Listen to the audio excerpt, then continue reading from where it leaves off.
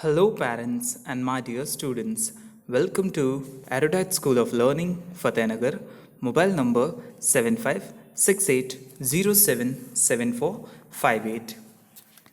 Class 7, Subject English Grammar, Chapter 1, Lecture number 2.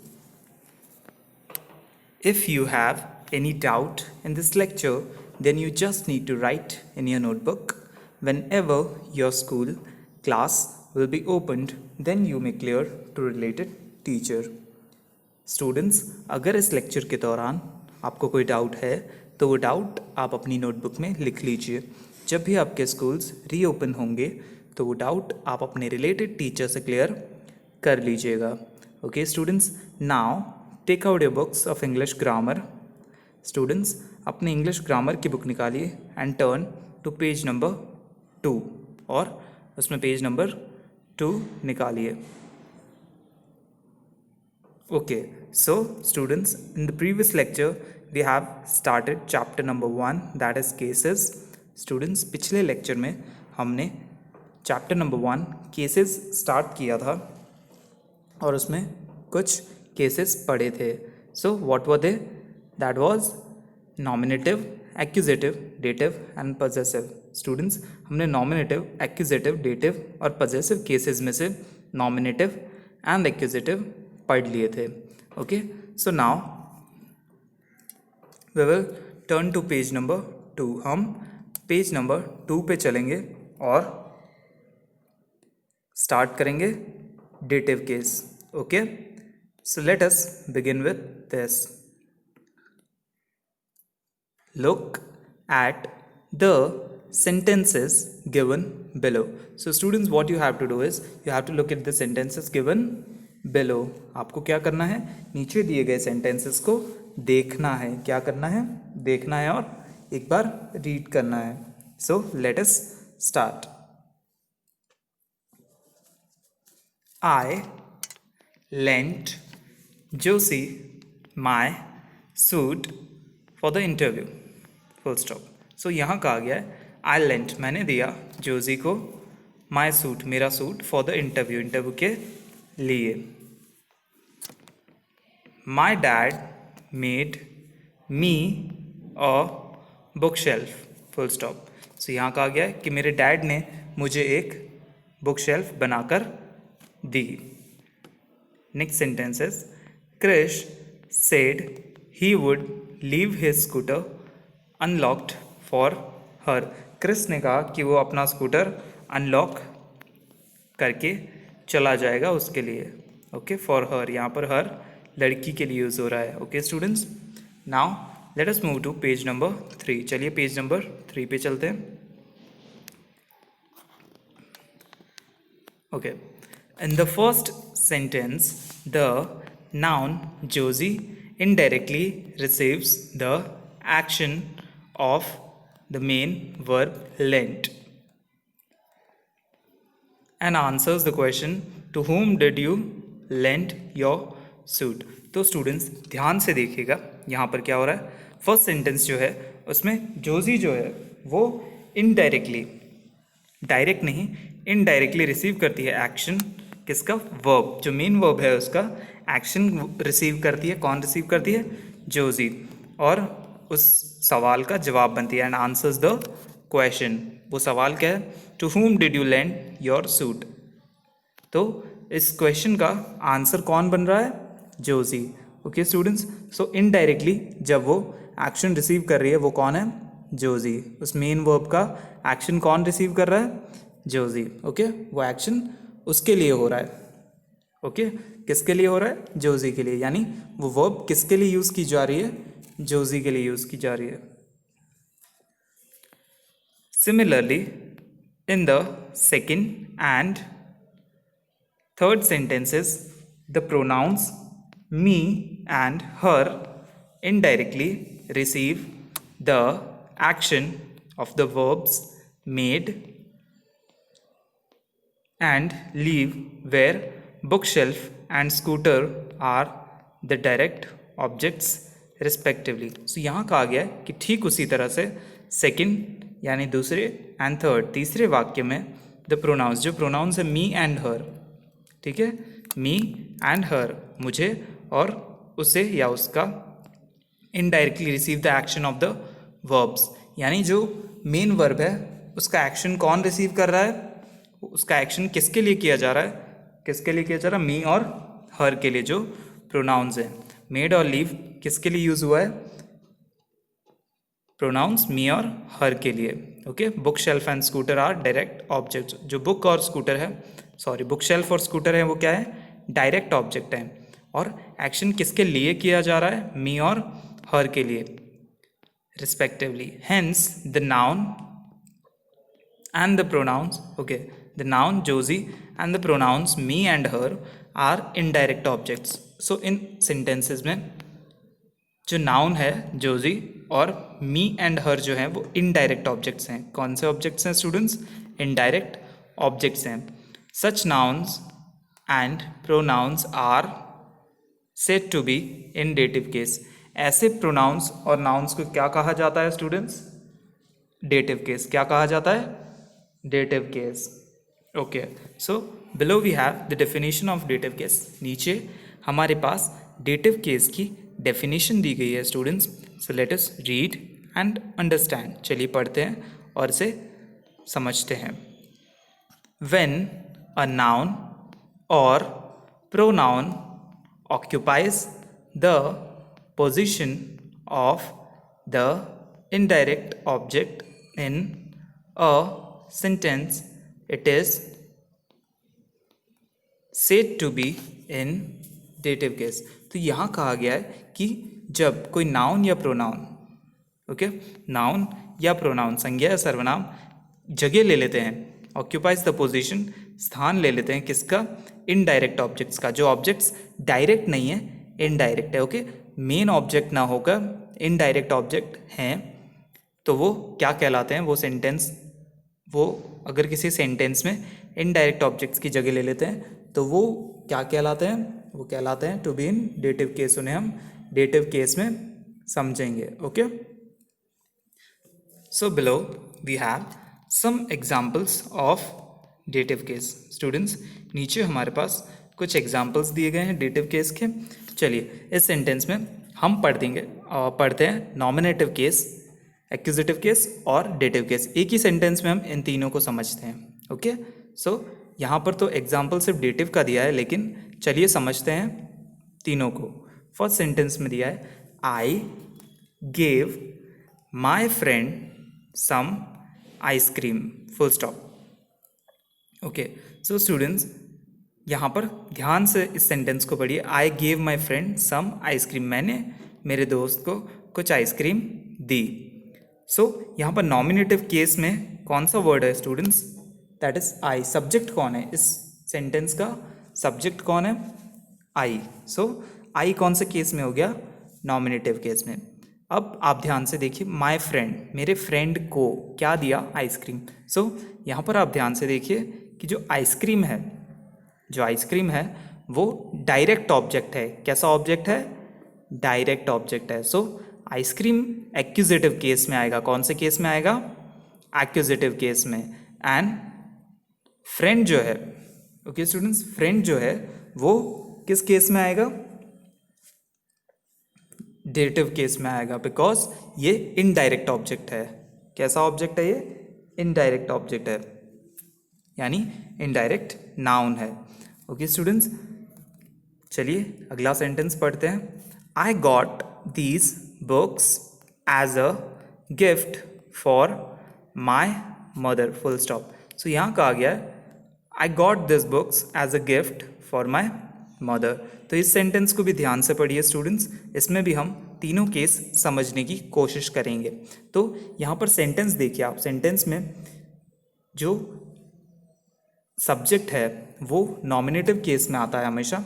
Okay, so यहाँ पर आप ध्यान से देखिए कि सब्जेक्ट क्या है, आई है सब्जेक्ट यहाँ पे, तो आई नॉमिनेटिव केस में। देन गॉट, गॉट है हमारा वर्ब, वो वर्ब की सेकंड फॉर्म है। दीज बुक्स, बुक्स हमारी कौन सी फॉर्म, कौन सा ऑब्जेक्ट होगा स्टूडेंट्स, कौन सा केस होगा, एक्यूजेटिव केस, क्योंकि यहाँ पर जो मेन ऑब्जेक्ट है वो क्या है, बुक्स। क्या है मेन ऑब्जेक्ट हमारा इस सेंटेंस में? बुक्स। सब्जेक्ट की बात नहीं हो रही है स्टूडेंट्स, ऑब्जेक्ट की बात हो रही है। मेन वस्तु क्या है जो सब्जेक्ट बात कर रहा है जिसके बारे में, वो है बुक्स। बुक्स की बात हो रही है मेन, तो हमारा मेन ऑब्जेक्ट यानी डायरेक्ट ऑब्जेक्ट क्या है?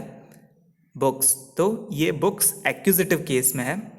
एज अ गिफ्ट, गिफ्ट के तौर पर। फॉर माई मदर, किसके लिए? For my mother. अब ये इनडायरेक्ट ऑब्जेक्ट है स्टूडेंट्स, समझ रहे हैं हम? ये इनडायरेक्ट ऑब्जेक्ट है। सो यहाँ पर मदर हमारा डेटिव केस है। कौन सा केस है?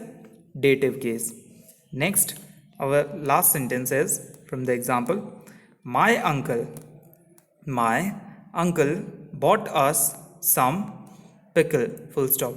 So यहाँ पर कहा गया है कि मेरे अंकल हमारे लिए कुछ अचार लाए। स्टूडेंट्स, इस सेंटेंस में भी हम तीनों केसेस को समझने की कोशिश करेंगे। माय अंकल, सो यहाँ पर सब्जेक्ट कौन है स्टूडेंट्स? इस सेंटेंस का सब्जेक्ट कौन है? माय अंकल, मेरे अंकल हमारा क्या हो गया? सब्जेक्ट। बॉट ये वर्ब हो गई। अस सम पिकल। अब इस सेंटेंस का जो मेन ऑब्जेक्ट है वो है पिकल। क्या है? पिकल। सो ये तो एक्यूजेटिव केस में हो गया। पिकल कौन सा केस हो गया स्टूडेंट्स? एक्यूजेटिव। और अस यानी हमारे लिए। ओके, बॉट अस हमारे लिए, हमें, ये इनडायरेक्ट ऑब्जेक्ट हो गया। कौन सा ऑब्जेक्ट हो गया? इनडायरेक्ट। सो ये डेटिव केस में है। तो आप तीनों ही सेंटेंस में डेटिव केस वाले वर्ड्स को रेड में मार्क देखेंगे। देख सकते हैं स्टूडेंट्स, जो डेटिव केस वाले वर्ड्स हैं वो रेड कलर से लिखे हुए हैं। Okay, so below we have a note. नीचे एक नोट दिया गया है।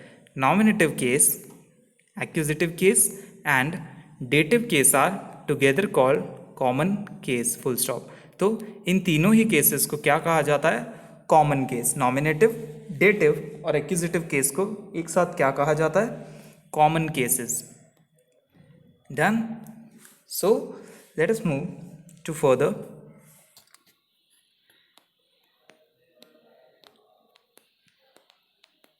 Look at the sentences given below, full stop. So students, you have to look at the sentences given below. आपको क्या करना है?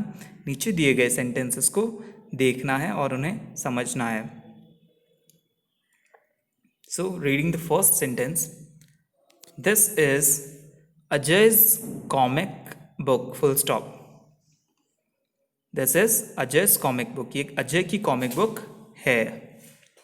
Next sentence is Jimin wanted me to bring him a magazine of mine, full stop. तो यहाँ कहा गया है कि जिमीन wanted me, जिमीन चाहता था कि मैं लेकर आऊँ, bring him उसके लिए, a magazine of mine, magazine मेरी।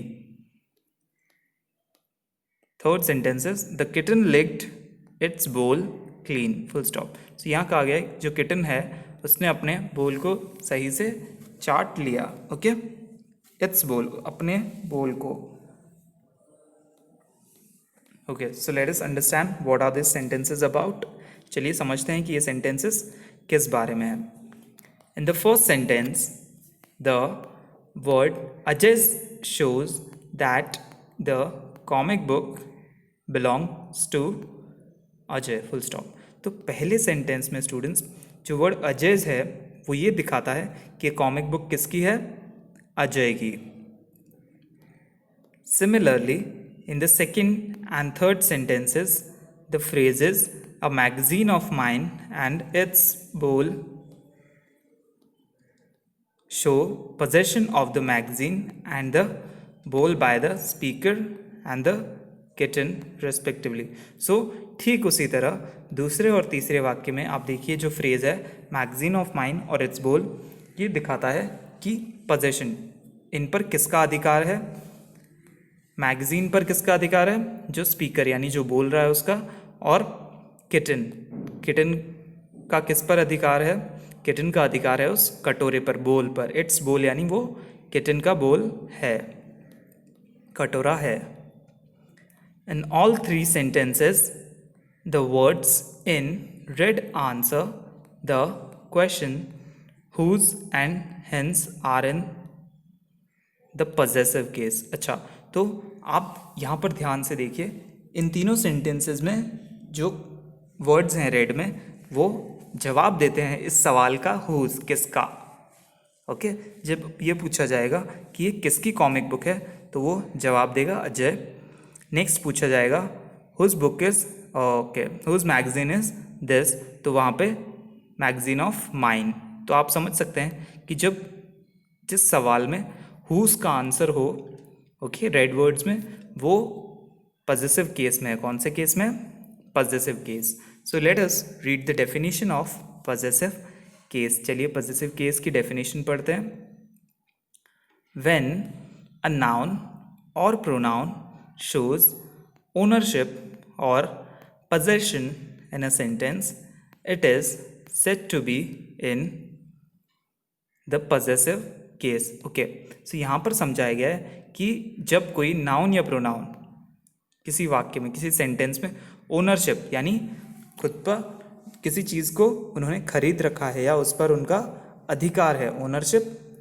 ओके, ओनरशिप यानी होता है जिसके आप मालिक हो, ओके, या जिस पर आपका अधिकार है। पोजेशन का मतलब होता है अधिकार। It is said to be in possessive case, तो वो पॉजेसिव केस में होगा नाउन या प्रोनाउन। कौन से केस में होगा? पॉजेसिव केस में। Okay students, so below we have some examples. नीचे हमारे पास कुछ एग्जांपल्स दिए गए हैं, चलिए उन्हें पढ़ते हैं और समझते हैं कि पॉजेसिव केस क्या है। She said that she was taking her cat to the veterinary hospital. Okay, so here the sentence is, she said that she was taking her cat to the veterinary hospital. यहाँ कहा गया है कि वह ले जा रही थी अपनी कैट को। हर, देखिए यहाँ पर जो हर वर्ड है वो रेड वर्ड्स में है। ओके, सो आप ध्यान से देखिए, हर यानी अपनी कैट को, जो किसकी है? उसकी खुद की है। उस पर किसका पोजेशन है, किसका अधिकार है? उसका अधिकार है। Her cat to the veterinary hospital, कहाँ ले जा रही थी? जानवरों के हॉस्पिटल में, veterinary hospital. Next sentence is, Ritu and Parvati decided to sell their cupboards on eBay, full stop. अब यहाँ पर आप देखिए ध्यान से इस सेंटेंस को, Ritu and Parvati decided to sell their cupboards on eBay. Ritu और पार्वती निर्णय लेते हैं टू सेल, बेचने के लिए, देयर, अपने कपबोर्ड्स ऑन ईबे, ईबे पर अपने कपबोर्ड्स बेचने के लिए। तो यहाँ पर देखिए स्टूडेंट्स, जो वर्ड देयर है वो रेड वर्ड्स में, बिकॉज जब आप ध्यान से देखिए, देयर यानी उनका, ओके, उनके कपबोर्ड्स, देयर उनके। सो ये दिखाता है कि उन कपबोर्ड्स पर किसका अधिकार है? ऋतु और पार्वती का। देयर वर्ड हमें ये शो करता है कि कपबोर्ड्स पर किसका अधिकार है, किसका पोजीशन है स्टूडेंट्स? Ritu and Parvati. आप देख सकते हैं इस सेंटेंस में ऋतु और पार्वती का इन कपबोर्ड्स पर अधिकार है, इसलिए वे कहती हैं देयर कपबोर्ड्स ऑन ईबे। इस सेंटेंस में ये कहा गया है। So the next sentence is, Kichu exclaimed that he spilled coffee on some books of his, full stop. So ये सेंटेंस क्या कहता है स्टूडेंट्स? कि कीचू कहता है कि ही स्पिल्ड, उससे गिर गई, कॉफ़ी ऑन सम बुक्स, कुछ किताबों पर, ऑफ हिज, उसकी, हिज यानी उसकी या उसका। सो यहाँ पर हिज जो है स्टूडेंट, देखिए ध्यान से, वो रेड वर्ड्स में है और ये पोजेशन बताता है कि ये बुक्स किसकी हैं? कीचू की। किसकी हैं? कीचू की। सो ये सारे वर्ड्स जो हर, देयर और हिज कौन से केस में आएंगे स्टूडेंट्स? ये पॉजेसिव केस में आएंगे, क्योंकि इन पर जो अधिकार है वो इनके सब्जेक्ट का है। जो नाउन या प्रोनाउन सब्जेक्ट में यूज़ हुआ है उनका अधिकार है, उनका पोजेशन है, इसलिए ये सारे वर्ड्स, नाउन और प्रोनाउन जो भी हैं ये पॉजेसिव केस में आएंगे। Okay students, now students In today's lecture, we have read dative case and possessive case. Students, आज के लेक्चर में हमने पढ़ा possessive case and dative case के बारे में. Okay students, so at home you have to read and revise today's lecture, that is possessive case and dative case. Students, आपको घर पे आज इस लेक्चर में जो आज लेक्चर हमने पढ़ा है उसका होमवर्क क्या होगा आपके लिए. आपको ये लेक्चर यानी पजेसिव केस और डेटिव केस अपने बुक में अच्छे से रीड करना है और समझना है इसे बहुत अच्छे तरीके से, और इसे कुछ एग्जाम्पल्स के साथ अंडरस्टैंड करना है. Okay students, I hope you like the video. Thank you for watching.